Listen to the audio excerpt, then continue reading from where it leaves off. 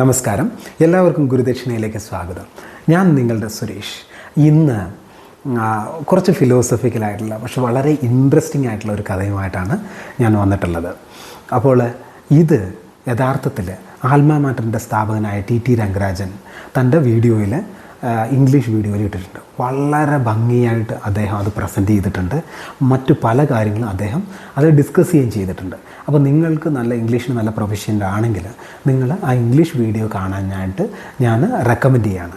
ഇതിപ്പോൾ മലയാളികളായിട്ട് ഉള്ള ആളുകൾക്ക് വേണ്ടിയിട്ടും മലയാളത്തിൽ വീഡിയോ കാണാൻ കൂടുതൽ ആഗ്രഹമുള്ളവർക്കുമായിട്ടാണ് ഞാനിത് മലയാളത്തിൽ ചെയ്യുന്നത്. അല്ലാത്ത പക്ഷം നിങ്ങൾക്ക് ഇംഗ്ലീഷിൽ അത്ര മോശമില്ലാത്ത രീതിയിൽ അറിവുണ്ടെങ്കിൽ നിങ്ങൾ ഉറപ്പായിട്ടും ടി രംഗരാജൻ്റെ വീഡിയോ തന്നെ കാണാനായിട്ട് ഞാൻ നിങ്ങളെ റെക്കമെൻഡ് ചെയ്യുകയാണ്. അപ്പോൾ നമുക്ക് ഈ കഥയിലേക്ക് കിടക്കാം. പ്രായമായ ഒരാൾ ഒരു സൂപ്പർ മാർക്കറ്റിലേക്ക് കടന്നു ചെല്ലുകയാണ്. അപ്പോൾ അവിടെ ഒരു കൊച്ചുകുട്ടി നിന്നിട്ട് ഭയങ്കര കരച്ചിൽ കരയുന്നുണ്ട്. ആ കുട്ടിയുടെ അടുത്ത് ഒരമ്മയും നിൽക്കുന്നുണ്ട്. അപ്പോൾ ആ അമ്മ ഇങ്ങനെ പറയുകയാണ്, ജെനിഫർ റിലാക്സ് എന്ന് പറയുകയാണ്. ഇത് കണ്ടപ്പോഴത്തേക്കും ഈ പ്രായമായ വ്യക്തിക്ക് തോന്നുകയാണ് ഇത് ഇൻട്രസ്റ്റിംഗ് ആണല്ലോ എന്ന് വിചാരിച്ചിട്ട് അദ്ദേഹം അങ്ങോട്ട് പിന്നെയും ശ്രദ്ധിക്കുകയാണ്. അപ്പോൾ ഈ കൊച്ചിൻ്റെ ഒച്ചയൊക്കെ കൂട്ടിയിട്ട് കാലിലൊക്കെ ഇങ്ങനെ നിന്ന് തുള്ളിയിട്ട് പറയുകയാണ്, എനിക്കിത് വേണം എന്ന് പറഞ്ഞുകൊണ്ട് കരഞ്ഞുകൊണ്ടിരിക്കുകയാണ്. അപ്പം ആ കുട്ടിയുടെ അമ്മ പിന്നെയും പറയാണ്, ജെനിഫർ റിലാക്സ് എന്ന് പറയുകയാണ്. അപ്പോൾ ഇദ്ദേഹം ആലോചിക്കുകയാണ്, ഈ കൊച്ചുകുട്ടിയോട് ഈ അമ്മ എന്താണ് ഇങ്ങനെ പറയുന്നതെന്ന് പറഞ്ഞിട്ട് അദ്ദേഹം കുറച്ചുകൂടെ അടുത്തേക്ക് ചെല്ലുകയാണ്. അപ്പോഴത്തേക്കും കൊച്ച് കരച്ചിലിൻ്റെ ലെവൽ വേറെ ലെവലിലേക്ക് എടുക്കുകയാണ്. ഒരു മാതിരി പറയുകയാണെങ്കിൽ കീറിക്കൊണ്ടിരിക്കുകയാണ്. അപ്പോൾ ഈ അമ്മ പിന്നെ പറയുകയാണ്, don't create A scene here, ഇവിടെ ഒരു സീന് ഉണ്ടാക്കരുത്, ജെനിഫർ റിലാക്സ് എന്ന് പറയുകയാണ്.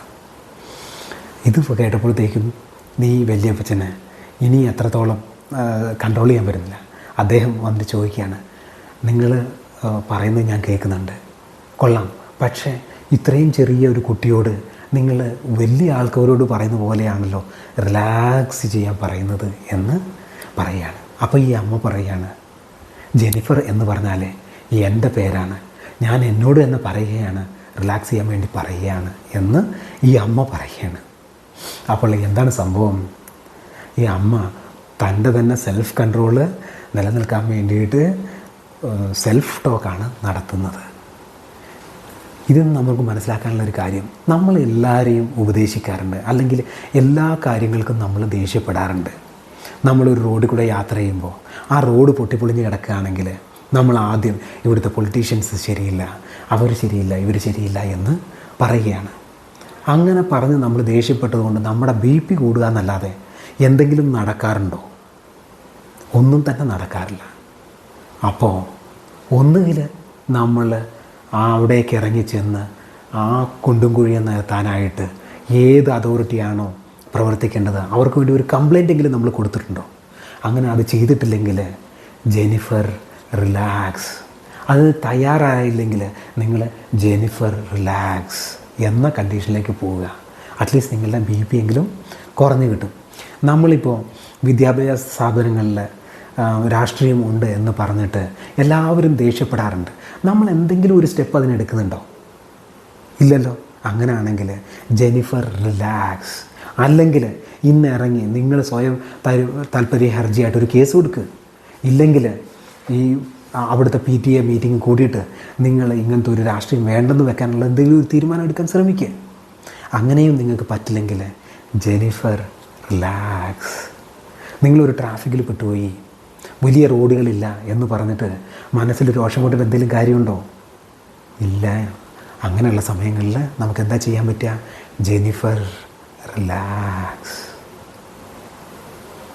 നമ്മളൊരു ഹോട്ടലിൽ പോയി ഭക്ഷണം കഴിക്കാൻ വേണ്ടിയിട്ട് അവിടെ ചെന്നപ്പോൾ ഭയങ്കര തിരക്കുണ്ട്, അവിടെ ഭക്ഷണം കിട്ടുന്നില്ല.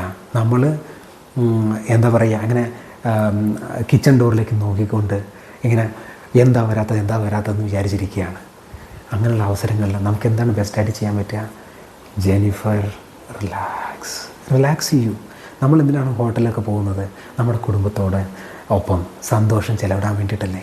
അപ്പോൾ നിങ്ങൾ അവിടെ സന്തോഷമായിട്ട് വർത്താനമൊക്കെ പറഞ്ഞ് സമാധാനമായിട്ട് ഇരിക്കൂ. ഭക്ഷണം വരേണ്ട സമയത്ത് വരും. Jennifer relax.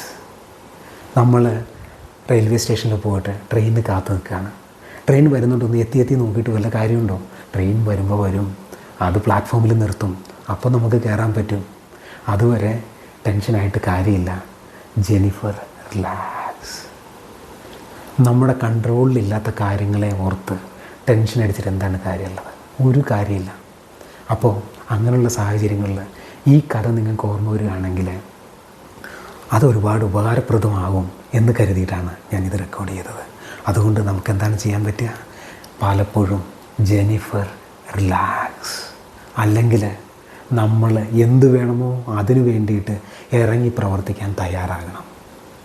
അല്ലാത്ത പക്ഷം നമുക്ക് ചെയ്യാൻ പറ്റുന്നത് ജെന്നിഫർ, റിലാക്സ്. ഇത്രയും പറഞ്ഞുകൊണ്ട് ഇത് നിർത്തുകയാണ്. Bye bye.